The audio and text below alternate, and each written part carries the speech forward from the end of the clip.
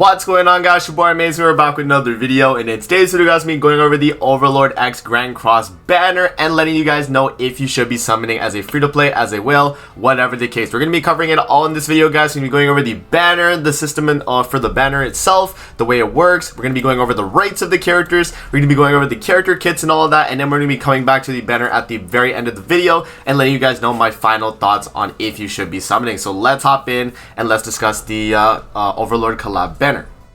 Before we actually hop into the video though, guys, make sure to subscribe to the YouTube channel. Your boy Amazing is on the road to the 40k subs. If you guys have not hit that subscribe button already and you like videos like this, definitely make sure to. With that out of the way, man, let's hop in and let's go over the banner, and then we'll hop into the character kits next. So for the banner, for you guys that don't know, the banner is going to be a 600 pity banner. Now the way this works is that at 600 pity you are guaranteed one of the new characters for Overlord, and then at 300 you do get a guaranteed SSR, which does have a 8.3% chance for each of the Overlord characters, and then a 6.6% chance for the unfeatured pool as well. In terms of the actual rates on the banner itself, it's going to be 3% rates total, and then you're going to be able to get a 1% chance at one of the new collab characters, whereas the rest of the characters on the banner are going to be 0.2% rate up. One thing to note about the banner as well, guys, is you're going to be getting 3 free multis from the actual Overlord collaboration event. If you go to the special missions here, you'll be getting 1 multi from here. If you go to the labyrinth, you're going to be getting 1 multi from there. And then I think the last multi is going to be from the login bonus as well. So you have login bonus, you have special missions, and then you have the labyrinth exchange shop. So here's the labyrinth exchange shop. It is a very big grind, but it is able to be acquired. And then the login bonus as well. If we actually go to the login, you will see here that you are able to get the first multi with tickets within the first 2 days of login, which is very, very nice. And then the rest is going to be a gem login. So for the actual banner itself, you only have to spend, I think, if you include all the free gems from Overlord collaboration, I think you only have to spend 300 gems total, which, you know, in the grand scheme of things is not that much. You do get a lot of gems throughout the collaboration event, which is going to be definitely very helpful. So one last thing I forgot to cover, guys, is the actual unfeatured pool. So you guys can see the only really good characters in the unfeatured pool, I would say, is probably like Nanashi and Red Tarmiel. Ludo and Camilla are not on banners often though, so that is one thing to take into account. Like if you do not have Camilla or Ludo, pulling them on this banner, not that bad. Same with this Oslo and Hawk. Like they're you know, kind of seasonal characters that you're just not going to see on normal banners. So if you do pick them up in this box you see, then it's actually not that bad that you picked them up. So that is pretty much that, guys. Let's actually move on now to the character kits. I'm gonna pull up the Sacred Treasure Podcast Twitter, and we're gonna be going over the information of the characters right there. Alright, guys, so shout out to the Sacred Treasure Podcast Twitter. If you guys don't know, this is where we tweet out all our info for Sacred Treasure. If you guys want to watch the podcast every single week, Wednesday, 3 p.m. EST. But we have the podcast Twitter if you guys want to stay up to date with even the character info and stuff like that. We do cover pretty much everything. So we do have everything pulled up. I actually opened up each of them in a separate tab so we can actually go over their kits. And we did also translate the Holy Relics, so we have them available as well. Now let's hop into the first character here, guys, which is going to be the free character, the Cutus, Coca-Cola, Cutus, whatever you want to pronounce the character as. Guardian of the Glacier, Cutus. In PvE, when you use this skill to damage an enemy, all debuff effects on your allies will be removed, and your allies will receive a 8% HP increase effect for each debuff removed for 3 turns up to 5 times. So you have to make sure you're removing a debuff when actually using this. Now, one thing that I want to clarify with this is that it does not work in Demonic Beast Battle, and the cleanse effect does not benefit Thonar in Belmas. I know a lot of people asked that on my stream, and we actually did test it out. And the thing is with Cutus is that it needs to be a cleanse skill that be used, not an actual cleanse in a passive when using a skill, pretty much, right? So it has to be a cleansing skill for that to actually work. But very good passive nonetheless. The first card here is going to be Amplify Single Target. So Amplify is going to be damaged out 30% for each buff effect applied to yourself, and then for 50% single target. And then the second skill here is going to deal explosion damage, which is detonate, you know, as the translation should have been. Detonate damage equal to 400% of attack, and then 20% additional damage for each special move gauge targeted for detonation. There you go. And then for the ultimate move here, guys, we have for 3 turns, your basic stats will increase by 50%, and you will deal 525% of your attack power to all enemies on the battlefield. So that's pretty good.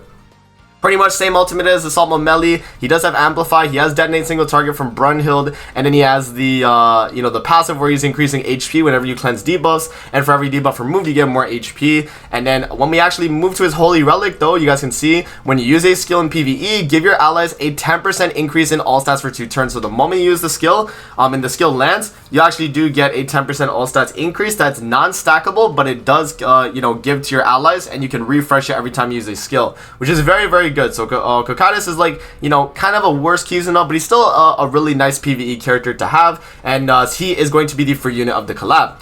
Moving on though, we have Shaltir. So Shaltir is going to be the next character we go over. Fresh Blood Battle Maiden, Shaltir Blood Fallen. For a passive here, for each ally of unknown race participating in the battle, your basic stats will increase by 7%, and when you deal damage to an enemy or an ally takes damage from using a skill during the enemy's turn, you'll receive 1 HP related increase effect of 7%, up to a maximum of 3. At the start of the ally's turn, if the effect is 3, it'll be cancelled and give you a frenzy effect for 1 turn, and also when you deal damage with an all attack skill, a bleeding effect will be applied to the enemy for 2 turns. And then for the frenzy effect, it's going to be 50% attack related stats, but you do lose out on some defense related. You lose 30% defense related, but you gain 50% attack related. And then when released, you recover 40% of your maximum HP as well, which is very good. So very nice stuff. Moving on to her actual kit. So she deals exploitation damage equal to 450% of attack to a single enemy. Exploitation is increasing damage dealt to targets affected by the bleeding effects by ×2, and then critical damage increases by ×2 against those bleeding effect enemies. So it has to be both of those things combined for you to actually get the ×2 crit damage and ×2 damage against bleeding enemies. But it's good nonetheless. And then her AoE is going to be AoE Infect, which also has Bleed, remember, because of her passive. So AoE Infect with Bleed, so 280% of attack to all enemies, and infects them for 2 turns, and also bleeding them for 2 turns as well, which is very, very good. And then for her ultimate here, for 2 turns, give yourself a 30% increase in all stats, deal damage equal to 600% of attack power to all enemies, and absorb 50% of the damage. And absorbing is pretty much just extra life steal, so it's just you heal a lot more off of the attack you do. And then for her actual Holy Relic here, guys, she's going to recover HP of all allies by 30% of the damage you inflict on enemies affected by bleeding effects. So you're able to heal your team as well, which is very, very nice. So she's kind of like just a Beatrice, but way, way better for what her kid's trying to do, right? Very, very cool stuff. So moving on, guys, we do have Albedo. This is the one that everyone was very, very excited for. Albedo is the, she actually is the best character of the collab, compared to the rest of them. She is just way, way better with what she's gonna do. But for her kit here, Pure White Devil Albedo, give yourself absolute defense for 1 turn at the start of the battle. Increase your basic stats by 20% when you take a stance, and when you take damage from a skill used during the enemy's turn, give yourself 5 effects, up to 5 effects that increase attack related ability by 10% for 3 turns. And if you do not take damage, increase the damage taken by 40% to all enemies for 1 turn at the start of your ally's turn. Also, when your stance is released, you'll be given a 20% increase in attack related abilities to unknown race allies for 2 turns, which is very, very good. And for each ally of unknown race participating in battle, your basic stats will be increased by 7%, which, also is very good. You can see the trend here, guys, with a lot of unknown units, especially collab unknown units, is they benefit from, big basic stats. And then for absolute defense, it's going to provoke turn 1, and then the enemy will take 50% damage taken, so they'll do 50% damage less to you, which is pretty nice on the turn 1. For our first skill though, guys, is going to deal damage equal to 450% of attack power to a single enemy, and it applies a 80% damage reduction effect for 2 turns. So it makes it so that the enemy does less damage to you by 80% on the rank 3, which is so good. I've actually had a match in PvP on my free-to-play account where someone's dropped a rank 3, and I literally was only able to do like 2k per tick on my health, which was crazy. So very, very strong skill. And then her second skill here is for 2 turns, take a stance to provoke the enemy, so she taunts, and when attacked, counterattack and deal amplified damage equal to 450% of attack power. So she has amplified counter, and she can provoke the enemy with it too. So it's a taunt amplified counter for 50% of attack, and then 30% for per buff on self, which is exactly how amplify is normally calculated, right? And then for ultimate here, guys, for 2 turns, grant yourself a 50% critical chance increase and 130% critical damage increase effect, and deal suppression damage equal to 500% of your attack on all enemies. And suppression damage is going to be damage dealt by 50% for each stance effect applied to yourself, which is really, really good. So the moment you set up the stance, you ult, and then yeah, you're gonna be pretty much destroying anyone in you know, the battlefield, right? For Holy Relic though, for each buff effect applied to you, the damage you receive will be reduced by 8% up to 5 times, which is pretty good, right? So you do have some little bit more damage reduction for every buff. And yeah, I mean, Albedo is the best character of the collab by far from what I've seen. And even just like testing, I mean, you guys can tell, like, she just provides so much for the team. The damage, the attack related for the allies, the absolute defense turn 1 for the auto taunt, the basic stats, like amplify counter, like, bro, it's just too much she's doing. So yeah, moving on, guys, we got Enzon. We have as the final character from the collab, so Ruler of Nazarick, Enzon. For each ally of unknown race participating in the battle, your basic stats will increase by 10%, and when an ally of unknown race uses a skill on an enemy, that enemy will be given the Mark of Death. Also in PvP, if you deal damage with a single target, with a single skill to an enemy with 4 Mark of Death, they will be given a Death Declaration effect that will be activated after 1 turn, or Death Sentence. Right, so for the death mark, it reduces the damage dealt in PvP. So separate this, guys. So the way this is actually worded is that it reduces the damage dealt in PvP, comma, and the final damage of all target special moves. So I had a few people clarify it to me on stream, but what it actually does, yes, is it reduces the damage dealt in PvP for actual cards, and then the final damage dealt by all target special moves as well. So you get both, right? So it is regular attacks and the AoE ultimates. And then the amount of reduction changes depending on the special move level and can be stacked up to 4 times. So I think it goes from 2, 2, 3, 4. It's either 3, 5, 7. I think it's 2, 2, 3, 4, 5, 7. If I'm not mistaken. I could be wrong, but I think that's the scaling in terms of the damage reduction. And then the Death Declaration, additional damage is equal to 100% of remaining HP, so it pretty much kills the enemy. When it is removed, the Mark of Death is also removed at the same time. So you have to apply 4 Mark of Death, so which takes 2 turns, and then it's like a debuff, kind of like Explode, where it just happens the following turn after. So it kind of takes a while to get that kill off with Ainz, but it is a guaranteed 1 bang on any character in the game, because it's just 100% of your remaining HP gone, right? So for the first skill right here, guys, it's going to be Declaration damage equal to 500% of attack to a single enemy. Declaration is damage dealt 40% for each Mark of Death on the target. And then for his AoE here, he's going to deal damage equal to 300% of attack power to all enemies and reduce attack related ability by 20% for 3 turns. Which is a pretty nice AoE. And then for the ultimate here, it's going to deal Declaration damage equal to 975% of attack to a single enemy. And then if you're participating in a battle in PvP, for each Mark of Death on the enemy, the damage dealt by the enemy and the final damage dealt by special targets AoEs will be reduced by 7%. That's at 6 out of 6, right? What I mentioned. So 3, 3, 4, 5, 3. Yeah, I think it's 2, 2, 2, 3. 4, 5, 7. That's how I think the scaling goes. And then for the actual effect, it's going to be damage dealt 40% for each death mark on the target, guys. And then moving over to the Holy Relic, for each debuff effect applied to the enemies, the basic stats of allies will increase by 3% up to 5 times as well.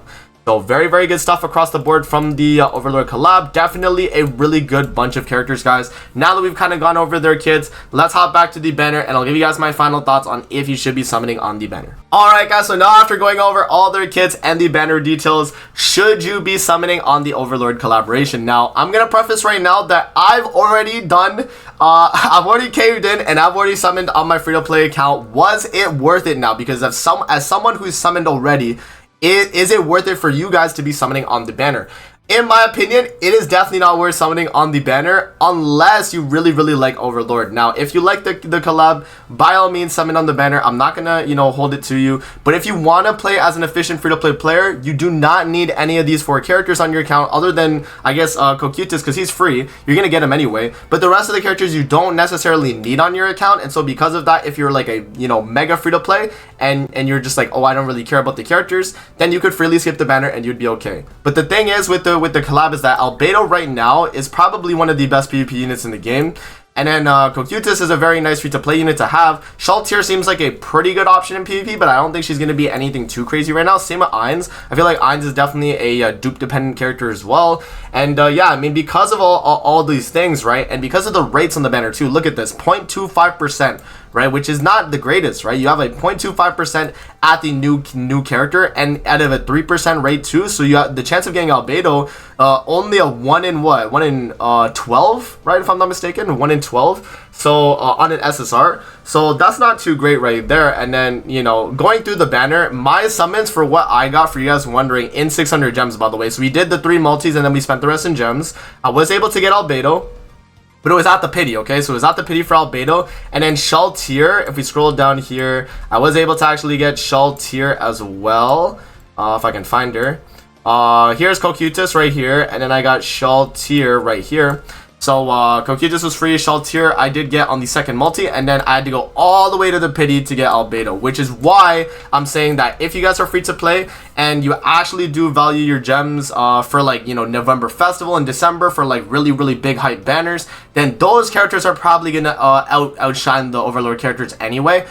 So if you care about like actual meta and like character strength, then like Overlord is good for now. But I am thinking that November Festival will probably be Chaos Arthur, and Human Team will probably demolish Albedo and the rest of the Unknown Team once we get Chaos Arthur. And especially with the way LRS works right now, and how, you know, prevalent he is at this very moment, I feel like, you know, over time, Albedo might get outshined. But overall, as a character, not to say none of the characters are bad from Overlord, because I think they're all great, and I think Albedo has the longest longevity of all 4, because of the way she works and the way she's providing like the support and all that too, right?